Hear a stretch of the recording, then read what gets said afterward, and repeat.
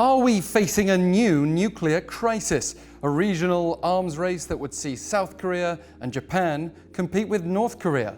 That's a rising concern based on the words of a key US official on the subject. Here to explain how and why, I'm Alex Jensen for North Korea Now. It was around a week ago that US Special Representative Stephen Biegun openly questioned how soon voices in South Korea or Japan begin to ask if they need to be considering their own nuclear capabilities. And his very mentioning of the idea has got some quarters of the media here asking whether this could actually happen, despite years of American efforts to push for the complete denuclearization of Northeast Asia and commitment in turn to protecting its allies, South Korea and Japan.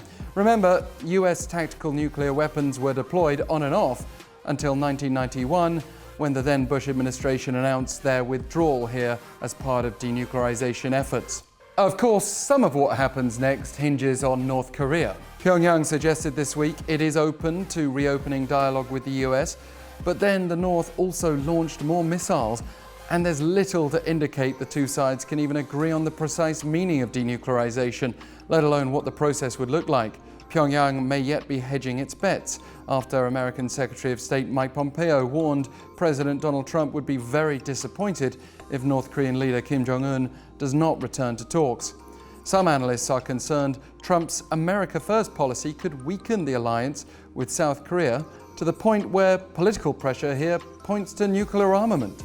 But Biegun's main aim was seemingly to offer an alternative vision, a future in which, if tensions can be lowered, US military forces in South Korea will no longer need to stand perpetually ready to fight.